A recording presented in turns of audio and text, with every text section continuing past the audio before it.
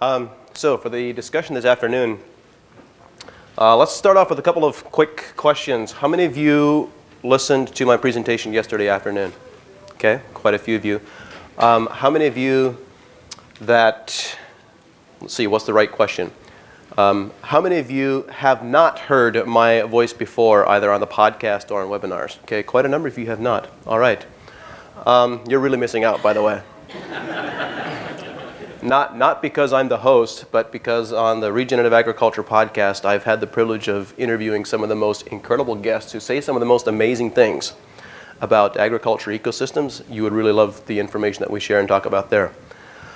The topic for this afternoon emerged from some experiences that we had starting about 7 or 8 years ago.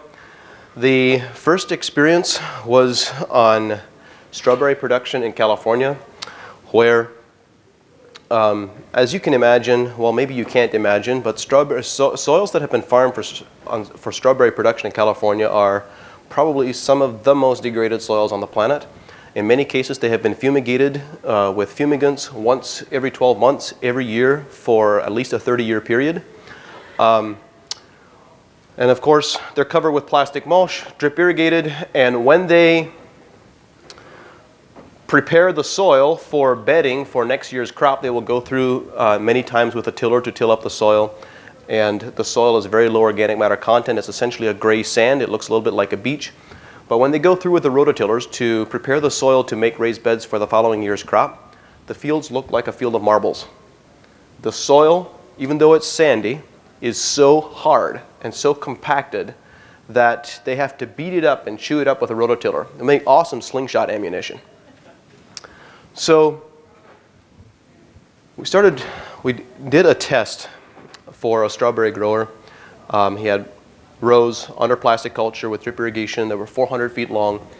And he wanted to try our system on 4 100-foot sections within each of these rows. So that meant, of course, that we can't put any biological inoculants or any nutrients in the irrigation throughout the season because that gets the entire 400-foot section. And our only options are to put in microbial inoculants and biostimulants at planting into the hole or to do foliar applications. So we did a combination of both of those things. We did the microbial inoculants and biostimulants at planting, and then we did foliar applications through the growing season.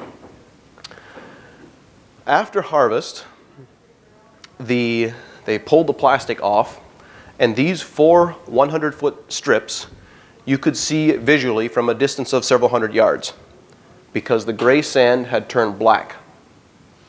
But we didn't add any organic matter. We didn't add any humic substances. So what happened? What changed in that soil?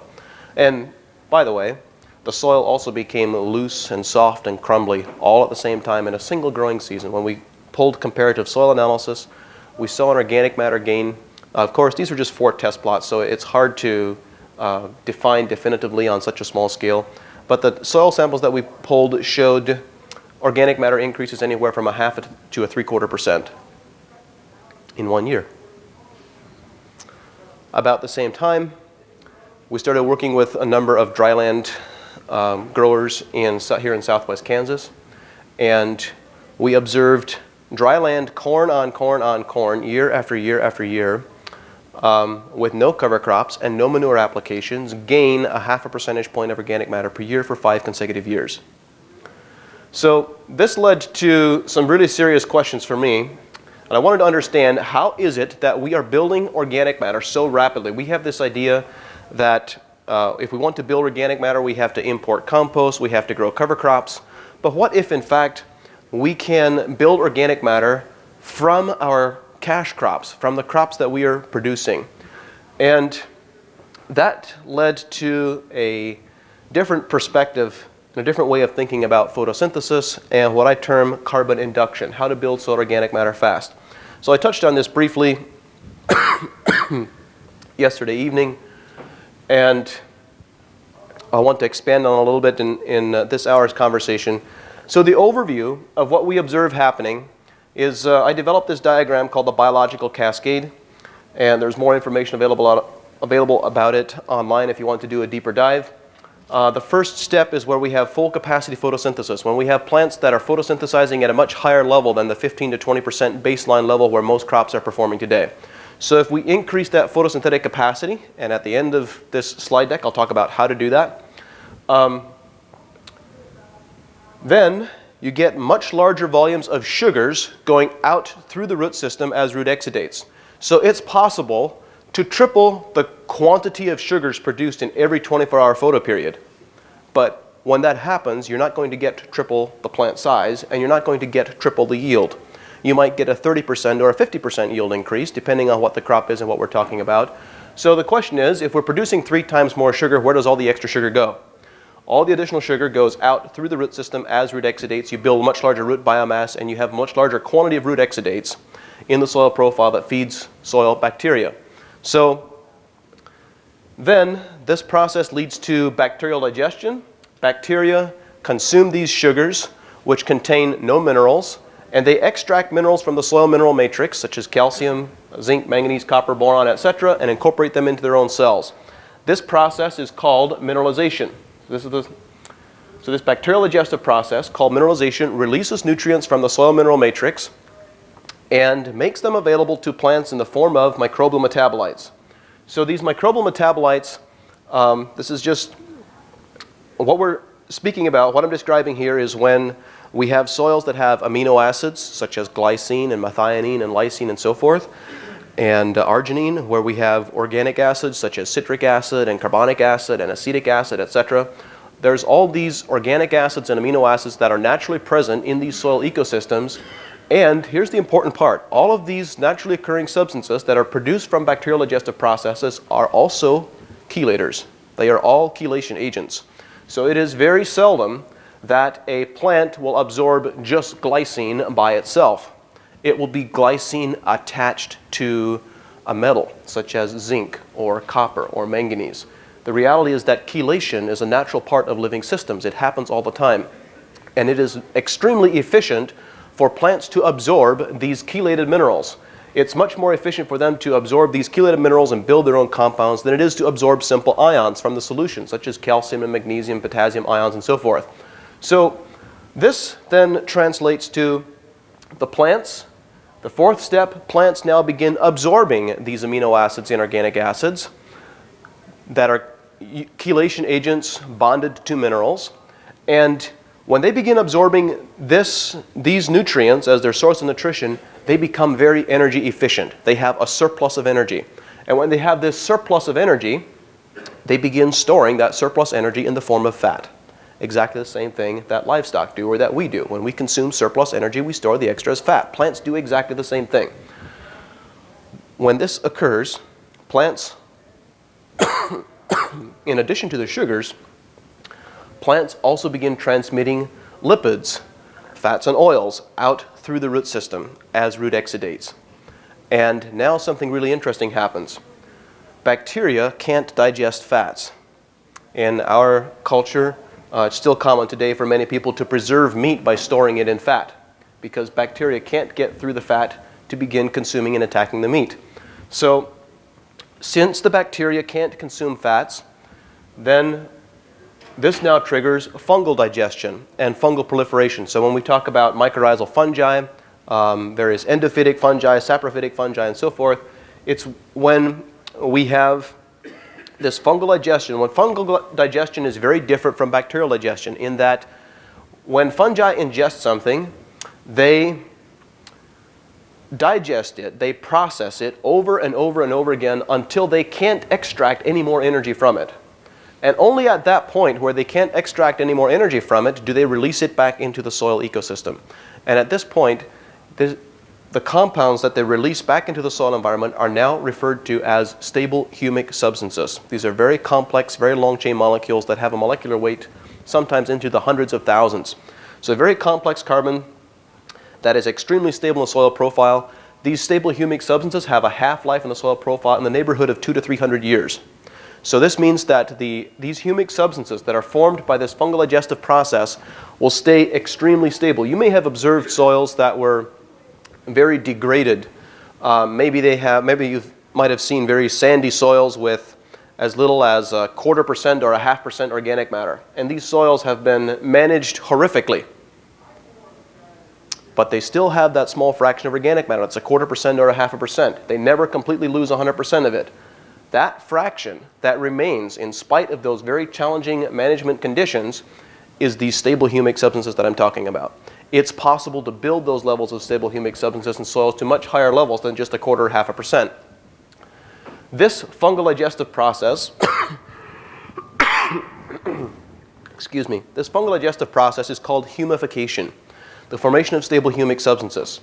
And it is directly correlated, the quantity of humic substances formed by this fungal digestive process is directly dependent on the quantity of lipids, the quantity of fats that are present in the root exudates and in crop residue when we're talking about crop residue digestion. All right, so let's speak a little bit about how do you get here? How do you make this happen? The first step, if you noticed on the reality is, I can explain the science of how all this happens and this natural cascade. This cascade that I described flows naturally all by itself. As farm managers, as producers, we only need to do one thing. We need to affect step one. We need to increase photosynthesis from 15 to 20%, which is common, normal, and we need to bump it up to 40% or higher. And when that happens, all the rest of this happens on its own. You don't need to actively manage it or even spend much time thinking about it. You just need to focus on increasing photosynthesis. Whoops. This is a diagram of the sugar distribution of a corn plant over the course of its entire lifetime with full photosynthesis. What defines full photosynthesis? I've been trying to define the math on this. And what we suspect to be the case, there is still data that needs to be developed and finalized on this, but what we suspect, what our hypothesis is at this point, is that when corn plants exceed 60% of their total photosynthetic capacity, the total sugar distribution over the course of that plant's entire lifetime, from the moment the seed is planted until the crop is finally harvested, looks like this: 4 almost exactly equal quadrants. 25% plant biomass, 25% grain, 25% root exudates, 25% root biomass. This gets really interesting when you put some actual numbers to this rather than thinking of this in terms of percentage, and you start doing math with actual numbers in terms of pounds per acre. If you think about grain production, well, I won't get into it right now, but sit down and do the math on this equation sometime and compare what happens here with what happens here. So this is with 15% photosynthesis or 20% photosynthesis. Part one is that you only get 1/3 of the sugar production. Thank you. So instead of having 40% or 50% sugar production, let's say 45% for easy math and 15%. So now you only have 1/3 of the quantity of sugars being produced. This is what a normal corn crop looks like. But not only do you just have 1/3 of the sugar production, you also have the sugar production being divided completely differently. You now have roughly 35% going into grain, and you'll have about 45% going into plant biomass. You'll have as little as 10%, maybe at the very most 15% going into root exudates, and about 15 to 20%, maybe 25% going into root biomass. So think about what this means in aggregate. This means that you have 35% of 35% going into the soil system. So here, your root biomass and your root exudates, if you add the two of those together, what's below the soil surface is going to represent about 30 to 35%. And that's of only 1/3 of the sugar production that we have here. Here we have 50% of a much bigger number. So when you actually do the math on a corn crop, I've done this math and I used some of the numbers right off the top of my head. If I recall correctly, in this chart, root exudates and root biomass represent the equivalent of about 15,000 pounds of carbohydrates per acre. And here, whoops, wrong direction, it's about 3,000 pounds of carbohydrates per acre. 5x difference. This is how strawberries built organic matter on degraded soils in California, with large volumes of sugar sent out through the root system as root exudates.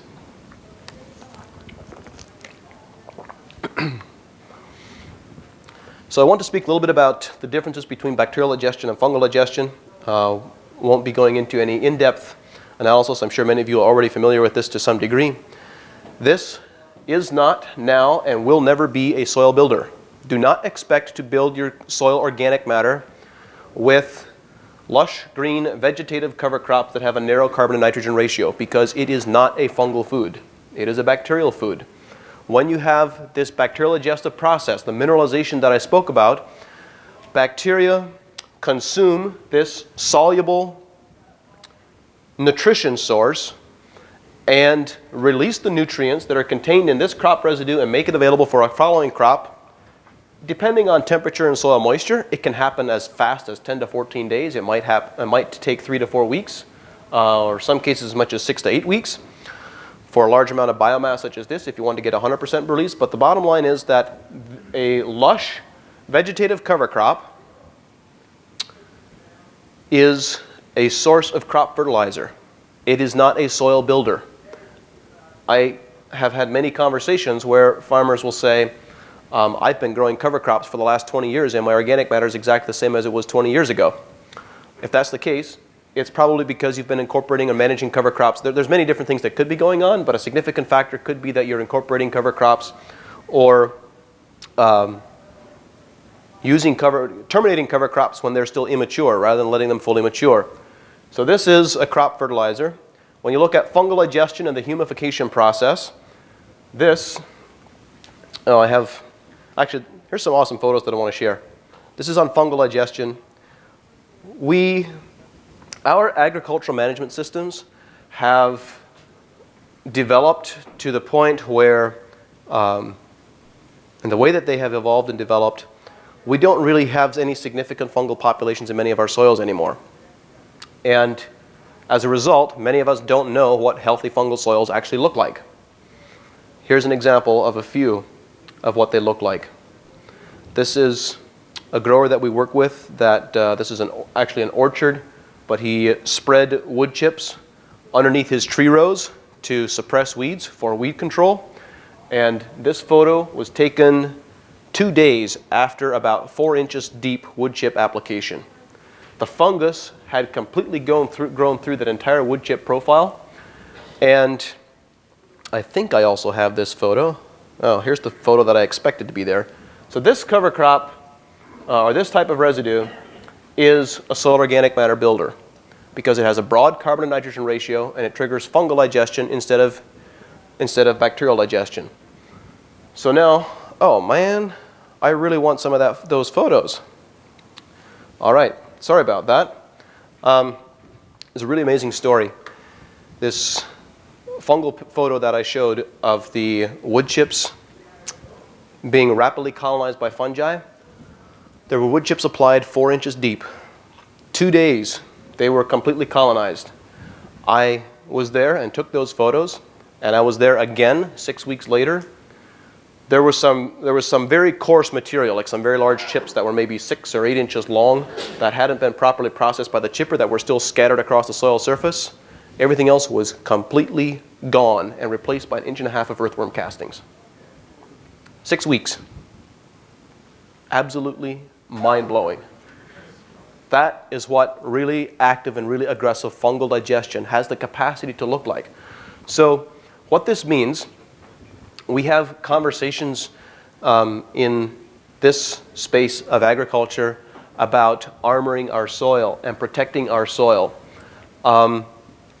with crop residue and having standing crop residue and so forth, for many good reasons.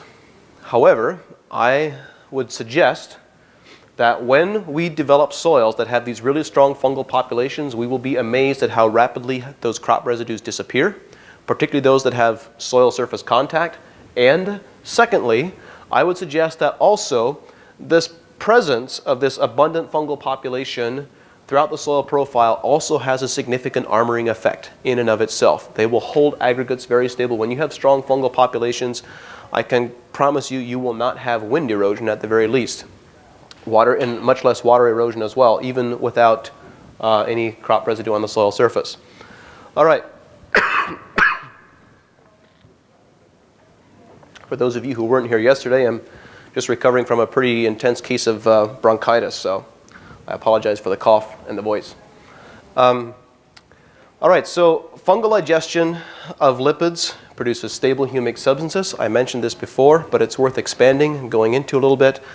The idea foundationally is that when you have these stable humic substances, these humic compounds that have a half-life of 200 to 300 years in the soil profile, these stable humic substances all contain about 40% lipophilic acid, plus or minus 2%.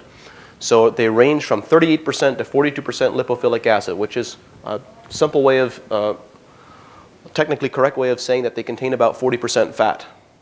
So what this means is the quantity of stable humic substances produced in your soil profile from fungal digestion has nothing to do with the quantity of sugars that are sent out through the root exudates, with the quantity of biomass that's in the root exudates, with the quantity of biomass that's on the soil surface. Quantity of biomass has nothing to do with it. Zero. It is 100% quantity of fats. How many fats were in that crop? How many fats were in the cover crop? Because it is really fats, lipids, that translate to stable humic substances in the soil profile. So this means that if you have this corn crop that the example that I was providing earlier, actually that's not a great example. Let's say you have two crops that are exactly identical, where one crop has, they both represent 10,000 pounds of plant biomass below the soil surface. Root systems and root exudates, a total of 10,000 pounds of biomass that was contributed below the soil surface. One of those contributed 2% fat content, and the second contributed 6% fat content. The crop which contributed 6% fat content with the exact same amount of biomass resulted in the formation of 3 times more stable organic matter. So it's not the quantity of biomass that is present, it's also the health and the lipid content of the biomass that is present, whether that's root exudates, root biomass, or above ground plant biomass that we're speaking about.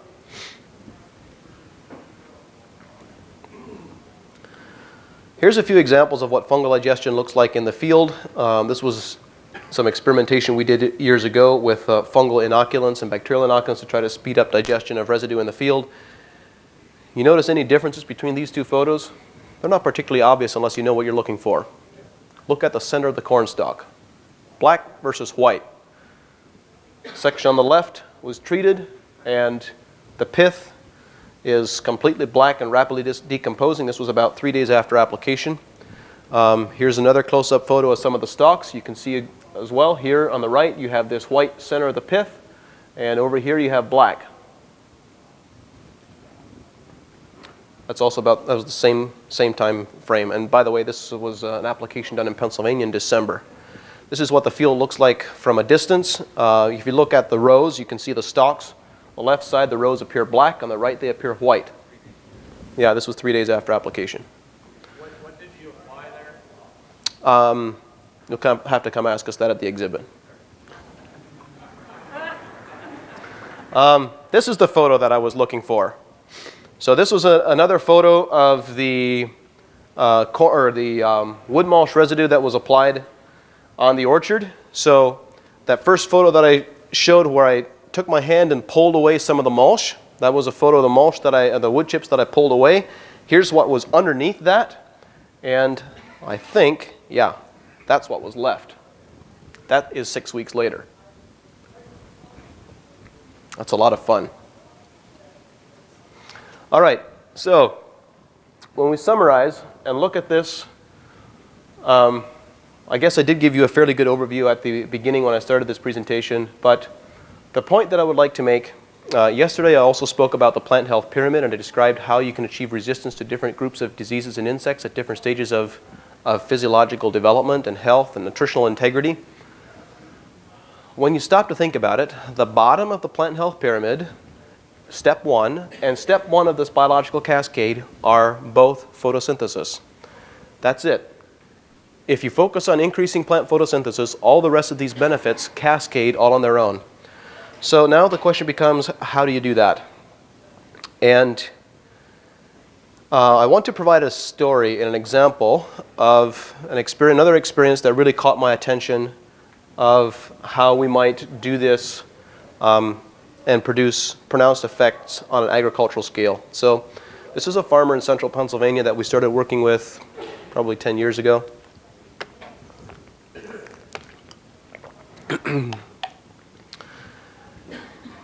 This farmer sold his farm and bought a new operation some distance away. Relocated, this was a dairy farm, relocated his dairy herd. His new farm that he had just purchased had a 40-acre field of alfalfa that was really not in good shape. And the soil was not in good shape. It was a year-old seeding. And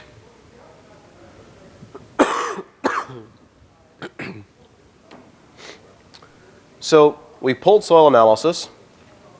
This is an important story because from my perspective, it really illustrates the difference in influence and economic impact that we can have between foliar applications and soil amendments. So on this operation, we pulled soil analysis, and he was working with one of our local distributors who made recommendations for a soil amendment application that included a little bit of rock phosphate, a little bit of limestone, some gypsum, some compost, a touch of K-mag, some trace minerals. It was a fairly broad and fairly comprehensive blend of very high quality nutrients because the soil was just in such poor condition from a nutritional perspective. This blend was broadcast applied across the entire 40 acres. Everything got the broadcast. Then he split the field into 3 different sections. And one section, first section, got no foliar treatments. The second section got a single foliar treatment about 10 days after the first cutting. And the third section got a foliar treatment about 10 days after the first cutting and again 10 days after the second cutting.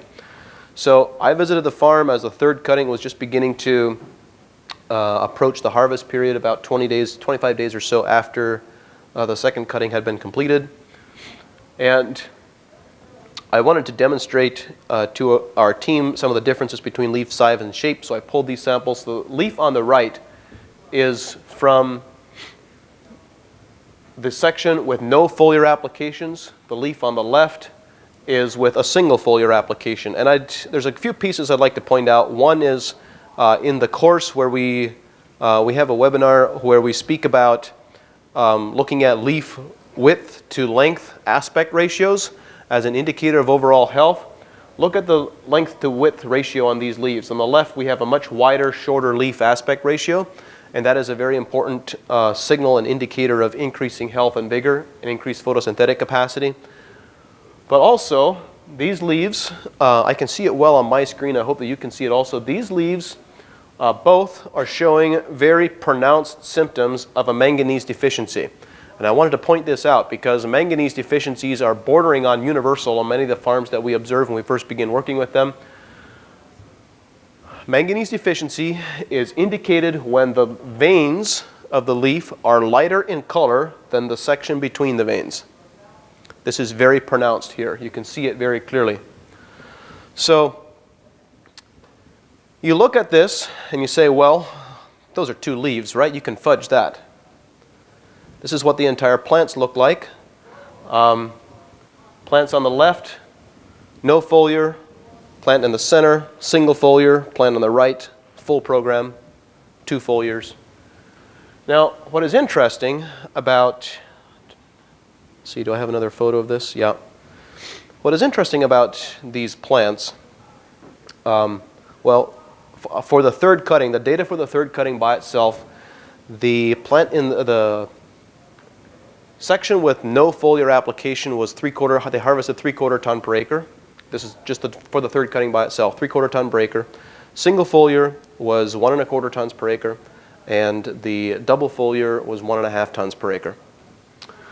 But the interesting part is that even though the stem on the plants with a double foliar is larger, it is also completely solid. It's filled with pectins all the way through. You have solid stemmed alfalfa. The plant on the left with the very narrow stem still has a hollow stem. And I learned something on this farm that was really a surprise. The farmer made the third cutting into dry hay. Which of these plants do you think dries down the fastest? Which of these stems do you think dries down the fastest in the field? Anyone want to guess? You would guess that it would be the plant on the left with the thinnest stem that dries down the most rapidly. But that's not the case. It's the solid-stemmed alfalfa on the right that dries down the most rapidly, and the stem dries down the most rapidly. The reason for that is because this plant is so healthy that even after it was cut, it continued photorespiration, and the leaves sucked the moisture right out of the stem. So the stem was actually drier or dried down faster than the leaves did on these plants, if you can imagine that. It's pretty incredible. Now, you know a great way of ruining that effect? Crimping it. That'll solve that problem, if it is a problem. If you crimp it, then it'll dry down slower. So, the point that I think is worth making here is what I really get excited about. If you remember, the sugar partitioning, the question, the piece that I get excited about is not how much additional yield did we take off. We doubled the yield from a 3/4 ton to 1.5 ton per acre with the 2 foliar applications. But the real question is, what was the contribution to the soil? If you had double the carbohydrates with the plants on the left, or excuse me, on the right, that means you also had double the root biomass. It means you also had double the quantity of root exudates going out into the soil profile. So, when you think about nutrient removal, a 3/4 ton per acre versus 1.5 tons per acre of alfalfa, I haven't sat down to do the math on this, but there's a good probability that that would account for an additional, let's say, 20 pounds or so of calcium removal per acre and 10 pounds or so of magnesium, additional potassium, additional sulfur. There was a lot more nutrient removal with the plant on the right than there was with the plant on the left. But we didn't apply that in our foliar application. Not anywhere close. What we applied was simply the foliar applications were designed specifically to increase that plant's photosynthesis. Spike photosynthesis, produce a lot more sugar, send a lot more sugars down to the root system to trigger that biological cascade that I was talking about. So it is really the bacteria in the soil profile that we triggered from this increase in photosynthesis that started tapping into all the minerals in the soil mineral matrix, including the minerals quite likely that were applied from the dry amendment broadcast application, and we got this tremendous increase in overall plant performance and yield and quality. The foliars were just a tool to kickstart the system and to get that to begin happening very quickly. I'm a big advocate of foliar applications. I'm going to spend a few minutes talking about them. Then I'll open it up to Q&A. We have lots of time for questions and answers. When I first started down the pathway of looking at regenerative agricultural systems and trying to understand, the one big question that I had in my mind is, where are the trigger points when we look at, there's just such a multifaceted system. There are so many interlinking parts between soil interactions and soil biology, plant biology. Where are the trigger points that we can put in a small amount of material and in effect hack the system? How can we hack the system to produce a much bigger output and a much bigger response?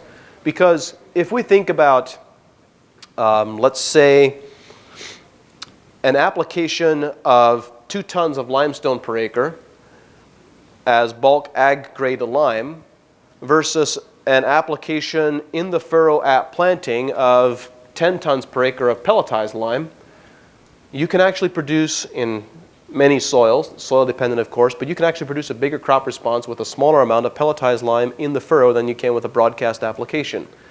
To me, that is a very useful piece of knowledge and information and a way of thinking about how we can hack the system to produce a much bigger crop response and a bigger soil response than putting on large bulk applications.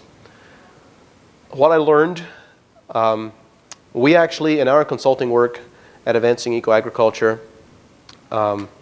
we are constantly scrutinizing the crop benefits that growers are getting from applications that we recommend. And our conclusion after tracking this for years, and still tracking it, is that there are two applications that, when properly designed, will always produce a significant economic benefit. The first is a biological seed treatment, seed coating. It is the least expensive cost per acre. It costs a few dollars per acre to put on a high-quality microbial inoculant. And if it is a high-quality microbial inoculant, it will consistently deliver exceptional ROI. Very strong crop responses, very strong microbial responses. The second application that consistently produces strong returns when properly designed is foliar applications of nutrients. So, how do we do that?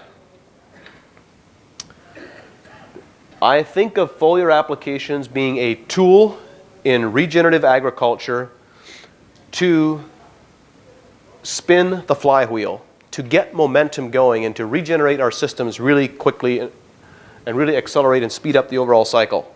So I used Brix readings in this slide as an analogy, as an analog for photosynthetic efficiency. I'm not a big fan of Brix readings for a number of different reasons, but let's imagine that you have a crop that is at about 15% photosynthetic efficiency, and this represents a Brix reading of about 3 or 4.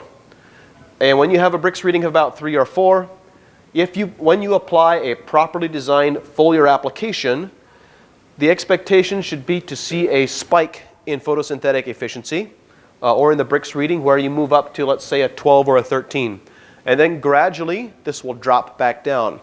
The question is, how much time does it take to drop back down? The answer is, it depends on the overall level of health of your soil and plant ecosystem when you begin. The healthier the ecosystem is, the longer that spike will last. And also the easier the spike is to produce. So, or I should say, the less product, the less material, less applied material it takes to produce the spike. So that drop back down in very degraded environments and very degraded ecosystems on some of our fruit and vegetable production soil, where the soil is extremely degraded and there is essentially, you could almost say there is no beneficial soil biology left, that drop can happen as fast as 3 to 4 days. Now, of course, that's an extreme example. What is more common is to see the drop happen over a period of 2 to 3 weeks, and in healthy ecosystems, it can last for 5 to 6 weeks before the Brix readings gradually start dropping back down. Then, so now they will drop back down to a slightly higher baseline because you've jump-started this system. So now the new baseline level, instead of being at 3 Brix, might be at 4 or 5. Then you put on a second foliar application. You spike it back up again. This time it spikes up to perhaps a 14 or a 15. It drops back down to a 6 or an 8. And over time, over multiple applications, it can be in the same season, it can be in consecutive seasons, doesn't need to all happen at the same time, but or in a single growing season. The objective, the way that I think about using foliar sprays, is as a tool to increase the baseline from 3 or 4 all the way up to about a 12. And this number, of course, I'm using Brix because it's easier for people to measure than actual photosynthetic activity. For this number, a 12 will vary from crop to crop, depending on what the optimal Brix range is for a given crop. But the key point is that when you increase the baseline to this level of health, you now have plants that are completely resistant to all insects. They're completely resistant to all diseases. And you are not dependent on putting on any additional foliar applications in the future. So I'm not suggesting using foliar applications as this is something that you need to use for the next 20 years. Foliar applications are a tool to kickstart the system and get things moving very quickly to get to a much higher plateau of performance. Once we have plants that are performing consistently and reliably above 40% photosynthetic efficiency, we don't need to use the foliar applications anymore to sustain that level of performance, because you get the momentum, you get the flywheel effect, and that biological cascade begins working all on its own. I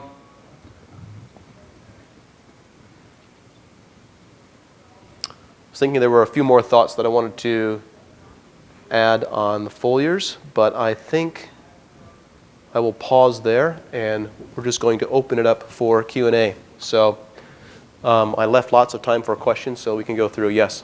So are you spraying the foliar at the bottom of the graph?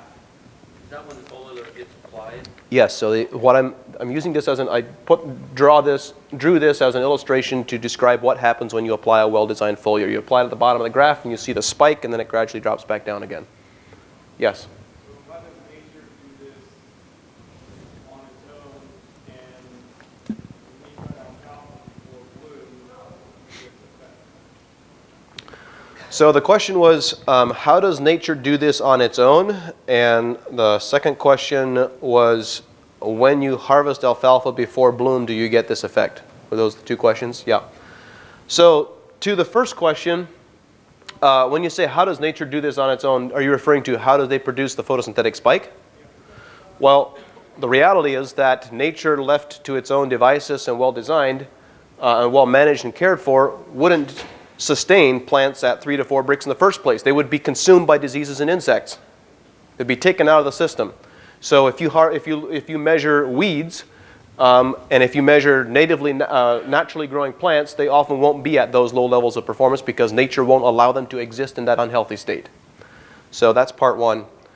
To your second question, yes, when you harvest alfalfa before bloom, when that alfalfa is healthy and photosynthesizing well, you will still get this effect, and you will still get a lot of carbon sequestration from alfalfa production. Absolutely. Yes?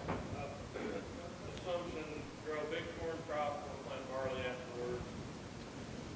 Residue's too heavy to plant through. If I bail that off, immediately plant the next crop in there, green, use the program or whatever. Is that better than blowing the crop off and just leaving residue there probably? Comparable as far as improving the human facility. Can you say that one more time? I didn't quite follow. My planter's not the best, so if I bail the stalks off, I can come in with a double disc over and plant another crop or cover crop right after corn harvest. If not, I won't get a good stand. So, how big of an impact does the residue rotting down affect the humus increase versus if I take it off, I get a living root back there and grow a big crop right away instead of leaving it open all winter? So two thoughts. One is you definitely want to have a living root system and a green growing plant there as much as possible all the time to absorb and sequester carbon dioxide. Second, you need to get a better planter. So I apologize for those of you who didn't hear. I didn't repeat the question. The question was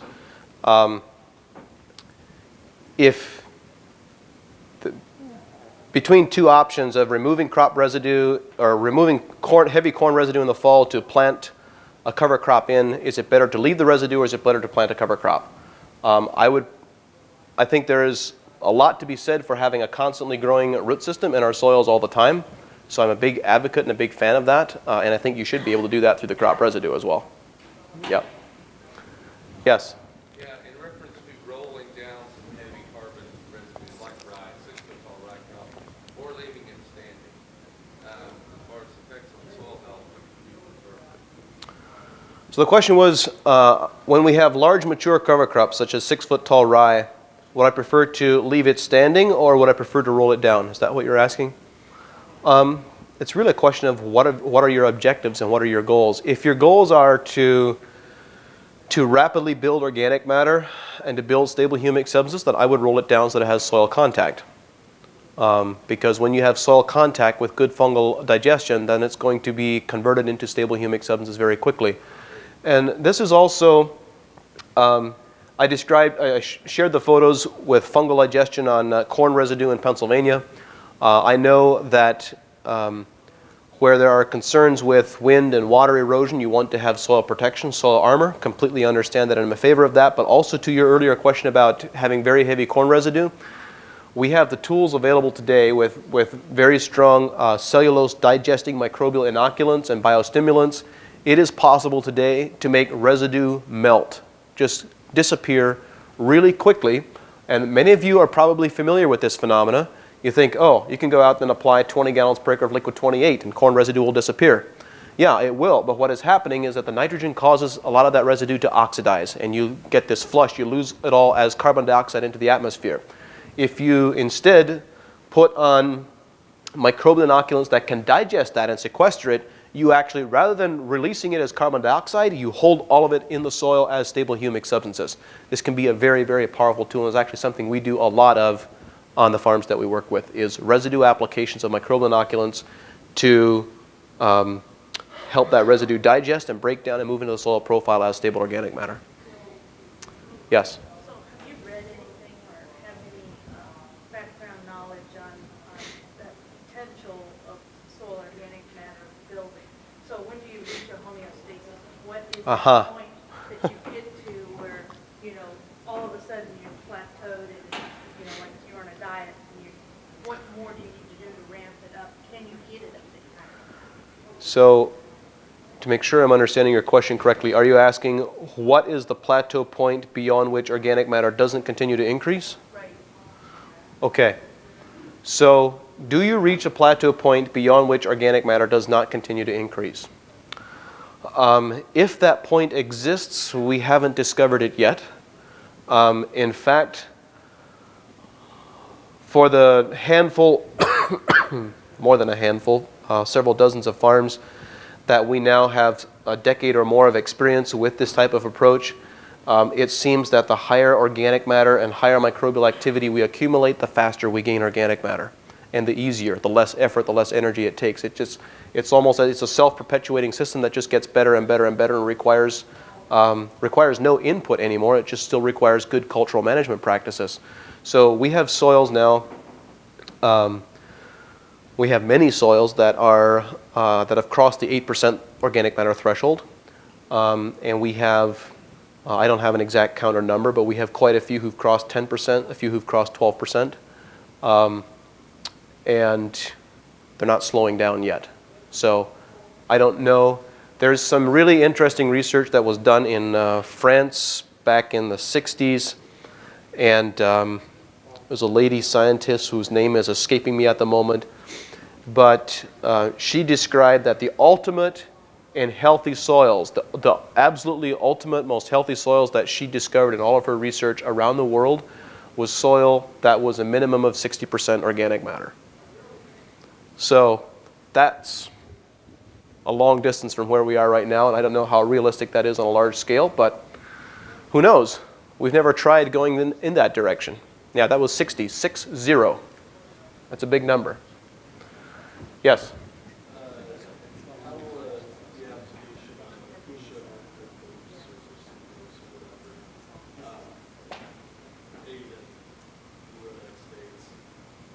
Yeah, so the question was, how would the application, I'm assuming you're referring to foliar application. Yep. The question was, how would a foliar or fertigation application of sugars influence a plant's root exudates and what they're supplying to the soil biology? In stressed situations, they can help, but in many situations, it's very minimal. And here's the piece that I get so excited about. When there's this conversation, particularly within the domain of organic agriculture, that of course we need to build soil organic matter, and that means we need to start growing cover crops, we need to begin manufacturing compost, we need to start adding humic substances and adding biochar. And I'm not against any of those things. In fact, I'm in favor of using all of them. But I have a challenge with the idea that the conversation is framed largely around importing things onto the farm, importing humic substances, importing biochar, importing molasses, adding more nutrients. Here's the bottom line. When you go through this exercise, I gave you the percentages earlier, and I'm going to revise this deck at some point and add the numbers to it as well. But when you do the math, you convert it to actual numbers. Think about a corn plant contributing 15,000 pounds per acre at 40% photosynthetic efficiency in the soil profile. Can you afford to buy, and by the way, that's 15,000 pounds of carbohydrates. So that's not C carbon, that's carbohydrates on a dry matter basis. That's the equivalent roughly of, let me see, 7.5, 15, probably in the neighborhood of about 20 tons of compost. Actually, no, probably more than that. Compost about 35%. In the neighborhood of about 25 tons of compost per acre. Can you afford to buy 25 tons of compost per acre? No. You cannot economically afford to do anything that can begin to compete with harnessing this photosynthetic engine. This is the least expensive, most efficient, most effective way we have of rapidly building soil organic matter on our soils. We can build organic matter faster with this. And by the way, there's this idea today in agronomy, mainstream agronomy in particular, that when we grow a corn crop, we lose organic matter. Or corn production results in a loss of organic matter, right? Everybody knows that. Except everybody doesn't know that. If you go back into the literature in the 60s and 70s, the agronomists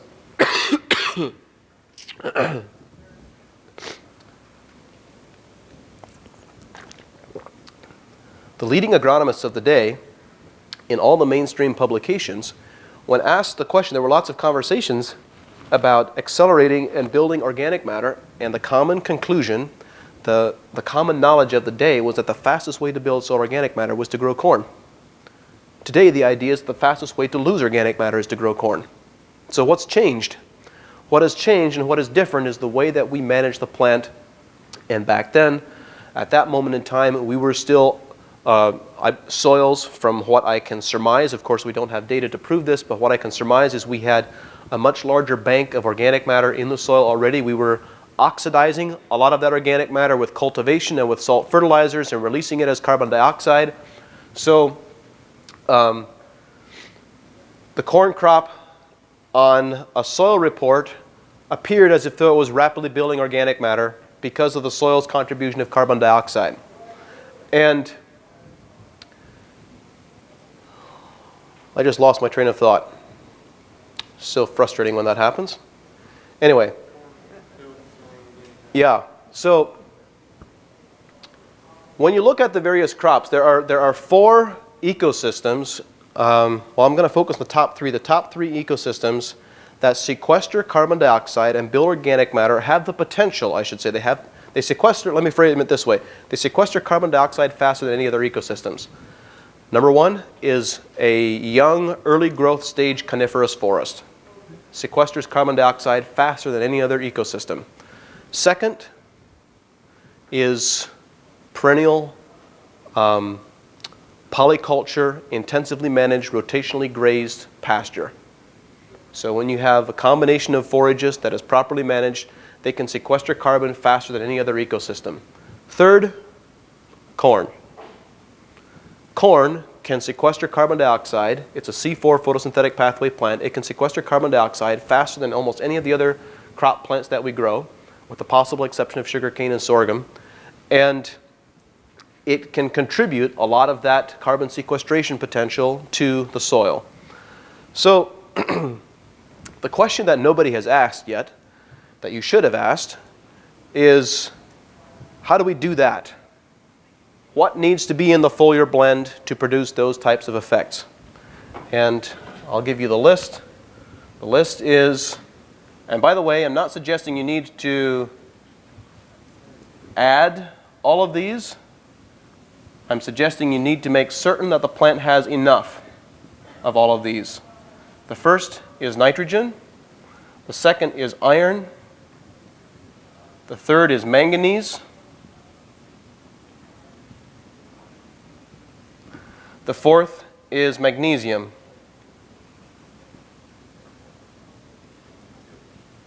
And then I'll add a bonus fifth, which is a nutrient that is not directly involved in the photosynthesis process, but important for metabolizing sugar, and that is phosphorus. Now, the reason this list is so important, these elements here at the top, nitrogen, iron, and magnesium, are all a part of developing chlorophyll and increasing chlorophyll concentrations within the leaf. So there's the question that arises, how do you increase photosynthesis by 4x or something like that, 3x or 4x? Well, there's a number of different pathways or a number of different mechanisms by which this can happen. First, we can have each leaf be significantly wider, so you have more leaf surface area. Second, leaves can be thicker. In fact, some leaves can be as much as 3 to 4 times thicker than others, and this is purely based, both leaf width and thickness are not functions of genetics, they are functions of nutritional integrity. Third, when you have wider leaves and thicker leaves, in addition to that, you can have higher concentrations of chlorophyll within each square centimeter of leaf surface area. So it's possible to increase chlorophyll concentrations in each leaf surface area by a factor of 3 to 4x by itself. And then fourth, you can also significantly increase photosynthesis by intercepting a wider array of light spectrum by having different carotenoids. So this is a biochemistry topic. I won't dive into it too deeply, but let's just say that chlorophyll by itself is thought has in farming circles often been described as the primary acceptor or capture of electrons from or photons from the sun. And in reality, it can be much broader than that. You can have all these different carotenoids, such as zeaxanthin, astaxanthin, and all these different carotenoids that each of these carotenes intercepts a small part of the total visible light spectrum. But when you add all of them together, they intercept the entire thing. So there are all these different electron acceptors, and then they move these photons and electrons into the chlorophyll. So the result is that when you stack all of these things together, it's actually very possible to significantly increase photosynthesis. All right, I'm going to expand on, or just make one more comment. Iron and manganese, these two nutrients. Your crops are deficient in manganese and iron.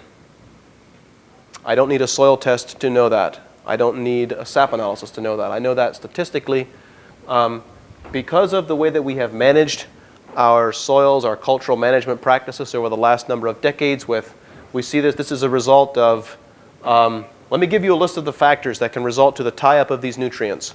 Limestone application, nitrogen application, particularly nitrate, but nitrogen application in general, potassium chloride application. In fact, all water-soluble fertilizers, all quote-unquote salt fertilizers, limestone application, in case I missed mentioning that already, I can't recall if I did or not, Roundup application, glyphosate application. All of those factors that I just mentioned have a very pronounced oxidizing effect. And these two elements, iron and manganese, first of all, let's be clear, they are abundant in your soils. If you pull a soil analysis, particularly on iron, manganese depends on which part of the country you're from, but a soil analysis is in 90+% of cases going to report that you have an abundant level of iron. If you pull a tissue analysis, the tissue analysis in all probability will also show you that you have excessive levels of iron, but it's really simple. Get a liquid iron product, do a foliar application, and observe. See what happens. Write your name in the lawn, write your name in the field. It will pop dark green very quickly in most situations. The reason for that is because the iron that is present in the soil and that is absorbed by the plants is not physiologically active within the plant because it is in the wrong form. It's in what is referred to as the oxidized form instead of the reduced form. So I don't have the time to go into a biochemistry lesson about the differences between reduction and oxidation, but you can imagine when you have if you take a piece of iron, of steel, and you expose it to the elements, to rain and sunlight, it starts rusting. That rust is oxidation. So rust is simply oxidized iron. Plants can absorb rust, but they can't use rust. They can't use oxidized iron. And to the best of our understanding from what we've been able to learn so far, when you have soils that have oxidized manganese, it can be present in the soil, but the plant still doesn't actually pick it up. So you likely will have soil analysis that show you have adequate levels of manganese, but your crops are continually deficient, as well as the weeds and everything else. I gave you the visual indicator of what to look for with the light main color. Pay attention.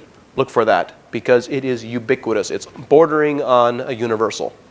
So these are the nutrients that need to be provided in an adequate supply in order to make certain that we have the strong photosynthesis response from our foliar applications. And then if you like, you can add calcium if necessary. You can add boron if necessary if you want to correct additional trace mineral deficiencies. But this needs to be the foundation. Without this foundation, a foliar spray, the first priority of a successful foliar application is to increase photosynthesis. Everything else is second priority. If a foliar spray doesn't do that, it's significantly less likely to produce an economic crop response and a strong ROI. All right, we're up on the hour. Thank you.